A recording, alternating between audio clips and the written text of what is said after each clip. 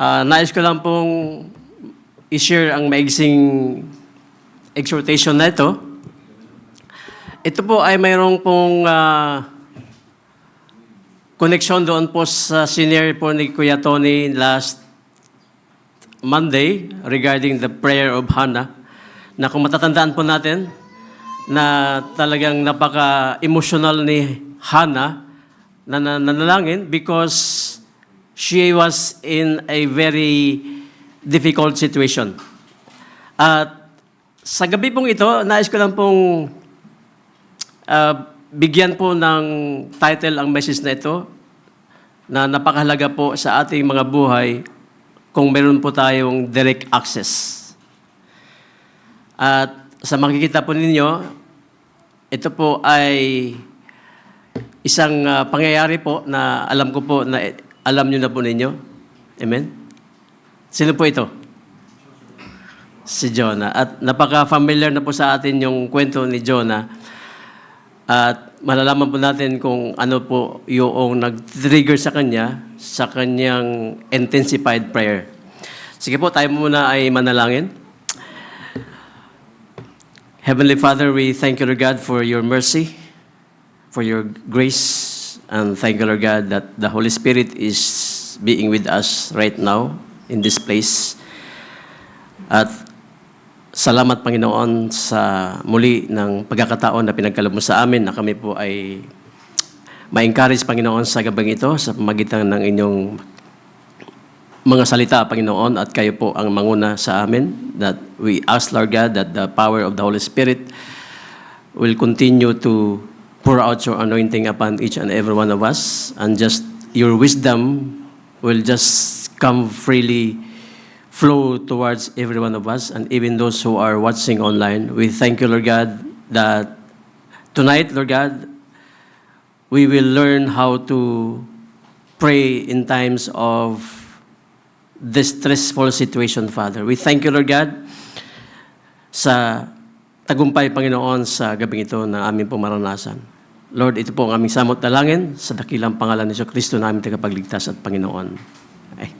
Amen and amen. So, alam na po natin kung bakit siya po ay napunta dyan sa isang malaking isda, Dahil siya po ay nag-disobey sa ating Panginoong Diyos. Sabi ng Panginoong Diyos, Jonah, go to the land of Nineveh and preach the good news because I will pour out my judgment on that place. Pero ano po ang kanyang ginawa? Siya po ay nag-travel 4,000 kilometers away from Jaffa. Papunta po sa lugar po ng Spain. Grabe, ang layo ng kanyang binabiyahe papunta ng Spain. Although yung Nineveh ay it's only 800 kilometers away from Jaffa going to the northeast. Pero ang ginawa niya, he went to the westward. So talagang umiwas siya. Ngayon, chinik ko lang po kung ano po ang kanyang motibo, bakit siya umiwas.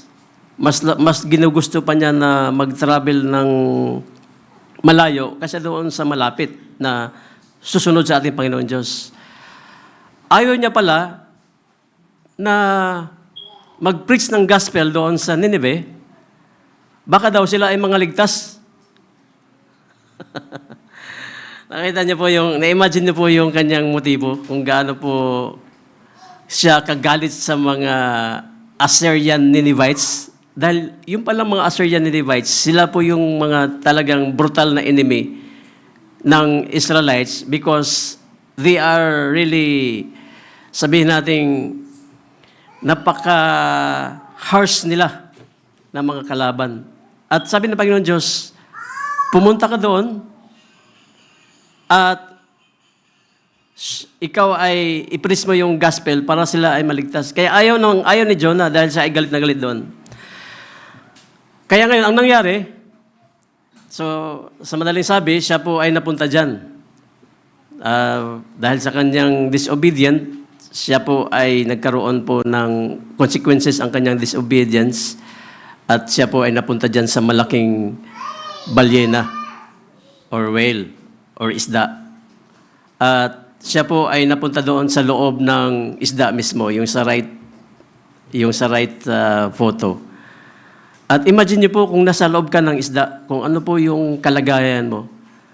Siguro doon mabango at saka parang may mga kutsyon. Hindi, baliktad. Pag nandun ka sa loob ng isda, anong maamoy mo? Malangsa, madilim, mabaho, kasama mo yung mga dilis at saka mga danggit na kinakain nung whale, kasama mo yun yung mga seaweeds, no? Okay lang imagine ko 3 days and 3 nights siya doon sa loob ng whale. Kung paano siya nakasurvive doon. But then siya ay nagpray. Instead na sumuko siya ay nagpray. At kakaiba po yung prayer niya. Alam niyo po kung bakit ko ito naikwento? Dahil at some point in our lives, hindi po laging tayo po ay nasa magandang kalagayan sa buhay. Tama po ba yun? Ewan ko lang sa inyo kung baka wala na kayo sa mundo. Pero habang you are in the world,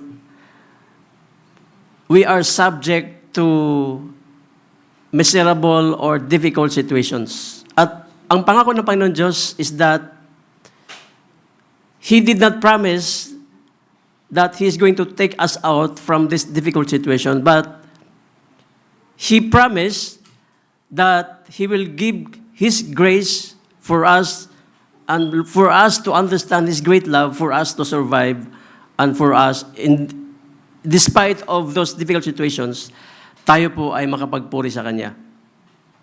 At yun po ang prayer ni Jonah. From inside the fish, Jonah prayed to the Lord, his God. He said, "In my distress, I called to the Lord, and He answered me." Doon sa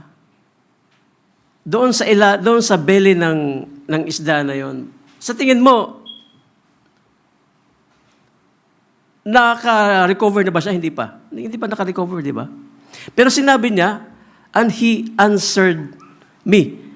Kahit nandun siya sa napaka-mahirap na sitwasyon sa kanyang buhay, pero positive ang kanyang sinasabi dahil siya ay merong pananampalataya sa Panginoon Diyos at siya ay dahil because of his direct access to God. Kaya nasabi niya yon. And He answered me.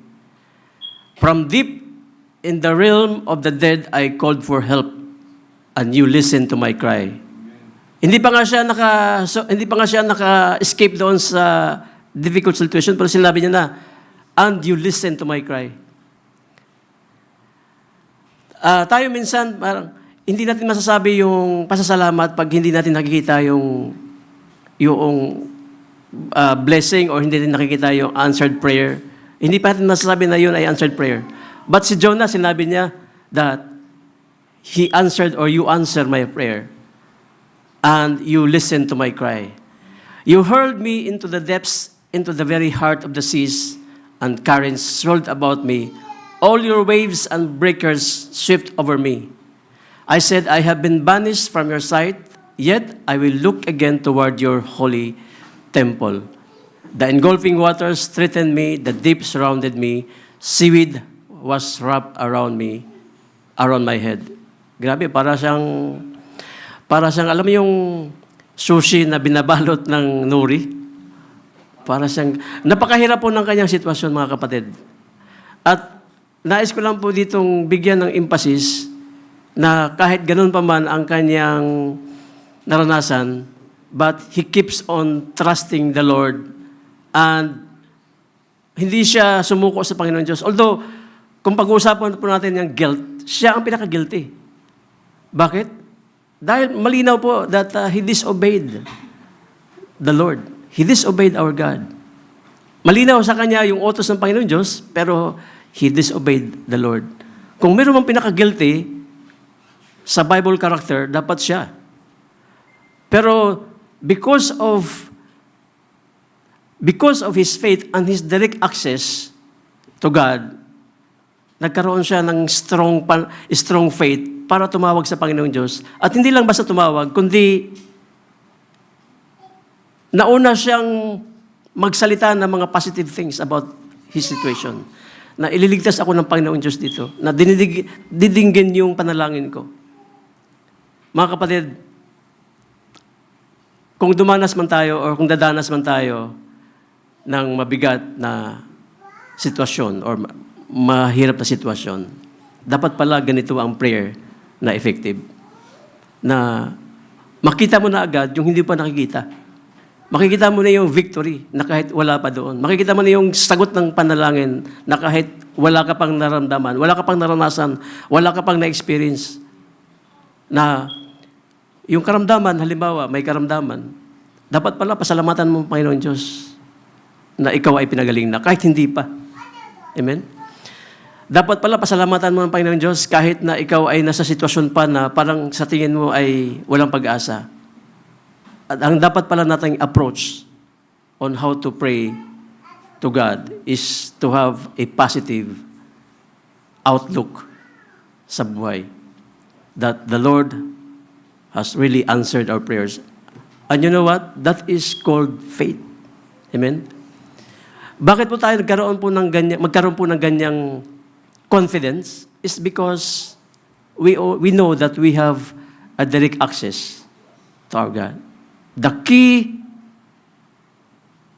point here is if we have direct access to our God, then our faith will become stronger. To the roots of the mountains I sank down, the earth beneath barred me in forever. But you, Lord my God, brought my life up from the pit. Sinabi niya na siya ay nakaligtas na doon. Pero on that moment, nandun pa rin siya sa loob ng belly ng whale. Tama po ba? When my life was ebbing away, I remembered you, Lord, and my prayer rose to you, to your holy temple. Those who cling to worthless idols turn away from God's love for them. Bakit po binanggit po dito yung idols? Ito po sinasabi po dito na malinaw na yung mga tao that they are worshiping idols, sinasabi po na sila po ay they are not willing to receive God's love. Although sinasabi nila, they keep on confessing na we love the Lord, we love God, but they are still sticking on worshiping idols. That is not true. Because that is the opposite of loving God, this worshiping idols. But I, with shouts of grateful praise, will sacrifice to you. What I have vowed, I will make good. I will say, salvation comes from the Lord. Gusto ko mong balikan ang God's love. In other version, it says God's mercy. In Hebrew word, it's hesed.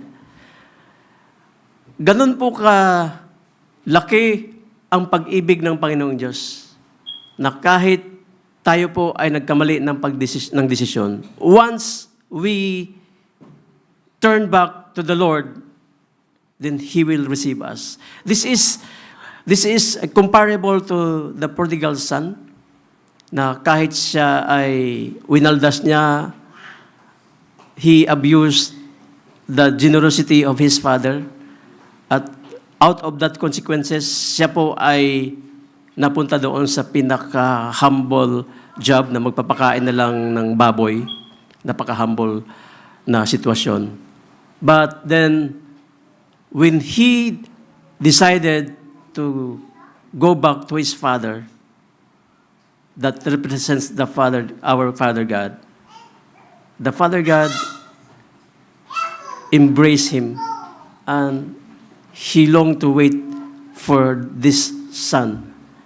At sabi niya, this son of mine was lost and now he's alive. Kaya po, kung tayo po ay makaranas po ng mga difficult situations o mga alanganing sitwasyon sa buhay, never give up to call on our God because He is faithful to receive us again. Amen? yung pag-ibig ng Diyos po ay nagresulta po ng salvation. Kaya, whenever we share the gospel to other people,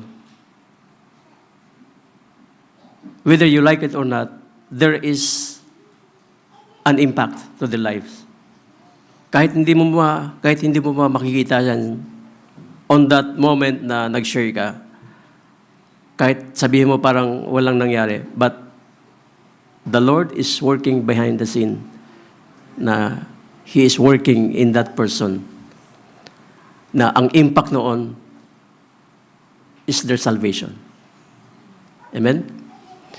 So, ang mahalaga po na meron po tayong direct access sa Panginoong Diyos. And even those who are watching online, kung hindi mo pa naranasan ang Panginoong Diyos, I encourage you to seek the Lord. I encourage you to have a direct access to our God. By how? Ito po. In Christ, sa Ephesians 2:18, for through Him we both have access to the Father by one Spirit.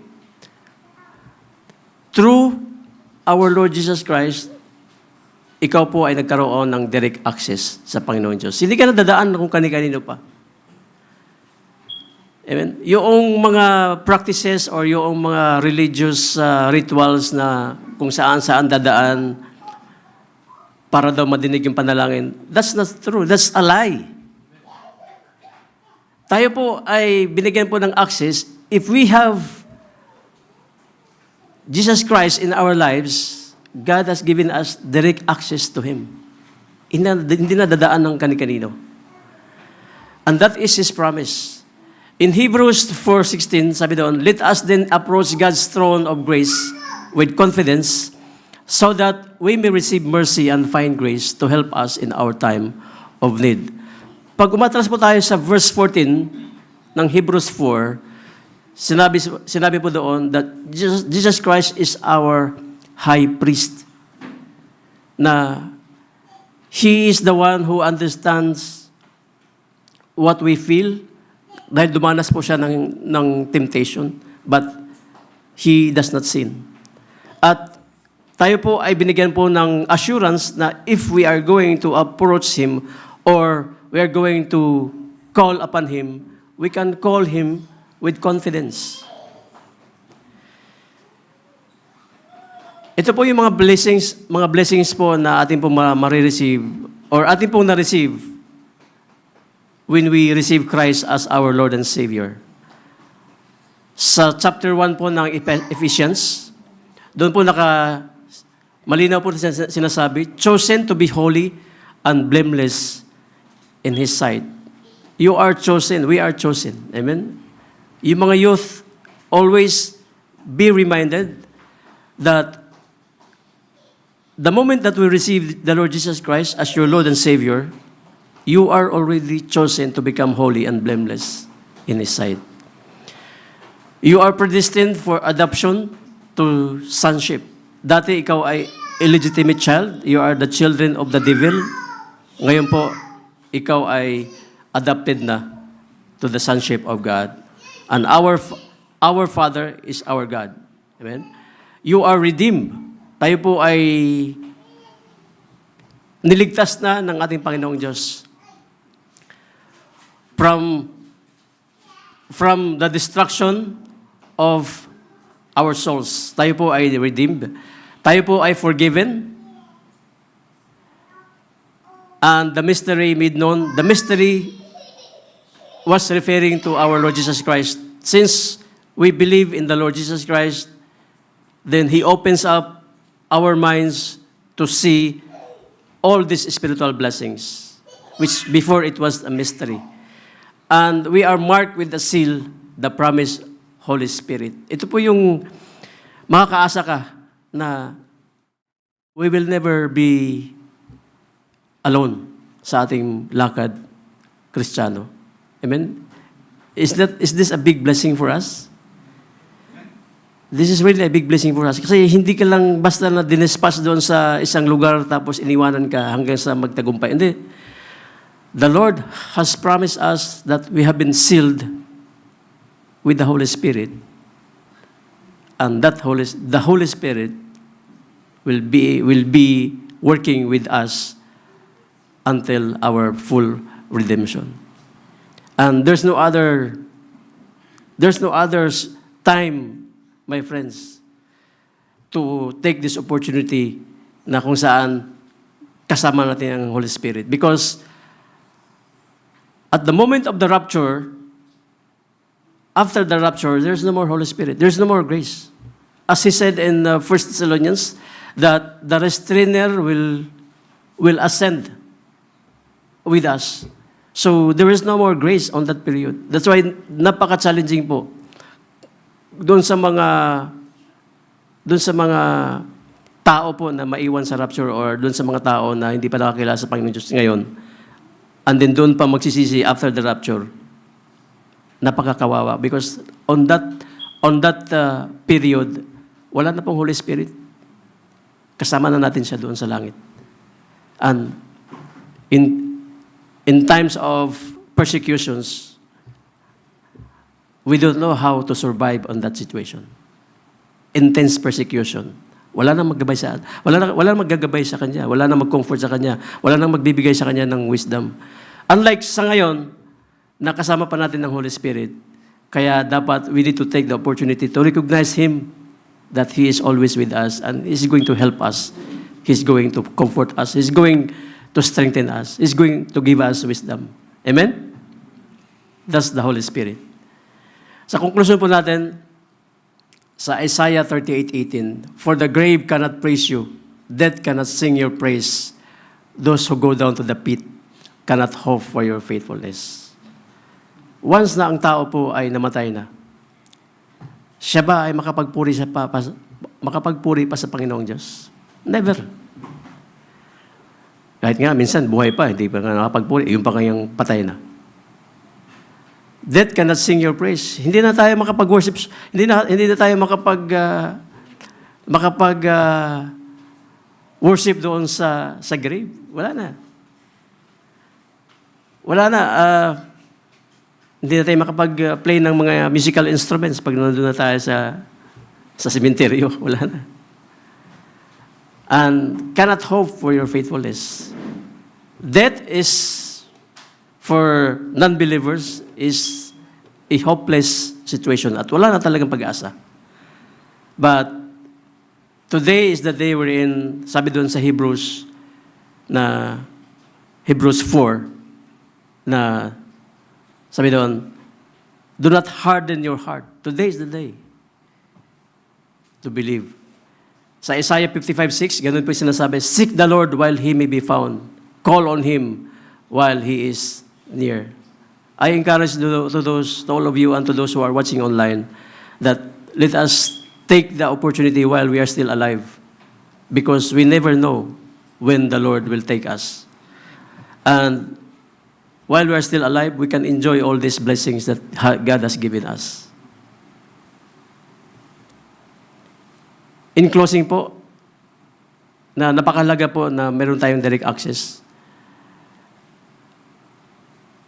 Siguro you are familiar with this doon po sa nung nangyari po noong Good Friday. Sabi doon, latest update, rescued airman hike 7,000 feet to evade capture. Are you familiar with what happened to this man? Doon sa nag-strike sa Iran. And then, yung isang piloto agad na rescue. Pero yung pangalawang airman, nahiwalay siya doon sa isang kasama niyang piloto. Kasi dalawa sila sa isang jet fighter. And yung isang piloto, na siya yung in charge sa weapon officer, siya yung nahiwalay. Siya to, sabi niya, inakyat na yung 7,000 feet. Kasi ang naghanap sa kanya, dalawa. Yung mga Iranian IRGCs at saka yung mga US. Hinahanap siya kasi gusto siyang i-rescue. Hinahanap naman siya ng mga IRGCs or ng mga Iranian citizen, ng mga ibang Iranians dahil merong bounty sa kanya na $60,000. So kanya-kanyang hanapan sila. And Good Friday nangyari, Saturday, hinahanap siya. Pero tinatrack down ng US yung location niya. And then, while, sabi nila, yung CIA nagpakawala ng deception na na-capture na raw, nandyan na daw, nakuha na daw nila, pero hindi pa pala para mawala ng ganang maghanapin siya. And then they are trying to contact him on the third day, Sunday, Easter Sunday. Noong full blast na yung operation para to rescue him, kinukontak siya by radio. At alam niyo po, yung unang sinabi niya, noong nakontak na siya, nandun siya sa pinakatuktok sa crevice ng mountain, na siya lang isa. Ang una niyang sinabi doon, respond doon sa signal ng radio communication, kung saan tinitrace siya tinatrack siya ng US rescuer, responder. Sabi niya, God is good. That's the word na sinabi niya, na showing na meron siyang signal. A-15 Airman's first signal after emergency transponder activated. Because of that direct access to the rescuer, siya po ay na-track kung saan ang location at siya po ay na-rescue. At talagang when the US operations nakita nila na meron ng mga papalapit ng mga enemies 3,000 kilometers away. Talagang sinecure nila yung lugar. They have covered, they have sent many jet fighters at doon na-rescue siya. Now, what I'm trying to say here, if we have only direct access to our God, then yan po ang ating pong maasahan that rescue is coming. Amen? Kaya while we are still alive, take time to access God every day. And this is very applicable to our prayer meeting tonight. That we need to exercise or we need to practice the awareness that God is always with us. And if we are aware that God is always with us, then we can contact Him, direct contact with Him every moment of the day. Once we are aware that God is always with us and the Holy Spirit is always with us, we will be protected from temptations, from distractions, and even from spiritual distractions. Amen? So, we are very grateful and we are very thankful that we are still alive sa dami ng mga pangyayari dito sa ating lugar. But the Lord has protected us and He has opened us our minds to understand what are these blessings that we are entitled for when we have Jesus Christ in our hearts, that we have a direct access to God. Amen? So, can we stand up?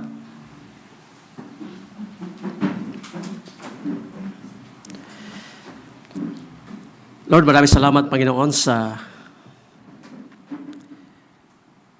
pangako mo, O Diyos, that you will never leave us, you will never forsake us. And Lord God, sometimes we are disobedient, Lord God, with your will, na kahit alam namin, Panginoon, na hindi mo yung kalooban, pero nagagawa pa rin namin, O Diyos. And so we reap a harvest of consequences that thrust us into a difficult situation. But Lord, we thank you that because of your great love, because of your mercy, you have rescued us always, Father God, when we return to you, Father. Na kailanman, Panginoon, hindi mo kami iniiwan, O Diyos. Lord, marami kaming mga nais na ipanalangin, O Diyos, Ama, na laki, Panginoon, Lord God, Ama, ng mga pangyayari, O Diyos, sa aming kapaligiran, Panginoon, Ama, na posibleng nagdulot sa amin, Panginoon, ng nakaapekto, Panginoon Ama, sa aming pananampalataya minsan. Lord God, we ask, Lord God, that you continue, Lord God, to guide us, na kami po ay patuloy po lamang maging aware that your presence is always with us, that the Holy Spirit is always with us. And Lord God, we pray, Lord God, for our church, that continue, Lord God, to be with this church, Lord God, and use this church to trigger a revival in this place, Lord God, Ama. That many people will come to know you and they will be saved, Lord God, Ama. Lord, salamat po, Panginoon, that you will guide us in such a way, Lord God, that we will not be like Jonah na umiwas, Panginoon, doon sa pag-share ng gospel, Panginoon Ama. Lord, help us, Father God, to have a boldness that the Holy Spirit will continue, Lord God, to work in our lives, that we can share your gospel, Lord God, with the boldness, Father. And by your grace alone, Lord God, we can do it. Lord, we also pray, Father God, to bless all the pastors and leaders and workers in this church, Lord God, and even in Abu Hamor also. Lord, we thank you, Lord God, that you will continue to use us, Father God, as one body, as one church, Lord God, to be mobilized, Lord God, to share your love, your great love for all other people in this place, Father. Lord, we lift up to you, Father God, our country, Philippines, that continue, Lord God, to have mercy on our country, Lord God, na all the Filipinos, Lord God, will come to know you and they will abandon their practices, worshiping idols, Lord God, Ama. And Lord God, that they may be able, Lord God, to see and to receive you, Lord God, to surrender their lives to your Father. Lord, we also pray, Lord God, that expose all the corrupt government officials in our country, from lowest to the highest level, Lord God, na maparusahan po sila, Panginoon, ayon po sa batas. And Lord God, we pray also for our leaders, Lord God, from president down to the barangay levels, that continue, Lord God, to put the fear in you, Lord God, in their heart, that they may be able to make right decisions, Lord God, not for their own interest, but for the interest of the Filipino people. And make, Lord God, the Philippines as a missionary sending nation, Lord God, to all other places in Asia and even the entire world, Father. Lord, we thank you, Lord God, for the victory in our prayer meeting tonight. And also, Lord, bless all our families, Lord God, represented in this group, Lord God, Ama. Lord, we thank you. We give you back the glory, honor, and praise. In the name of Jesus Christ, our Lord and Savior. Amen and amen.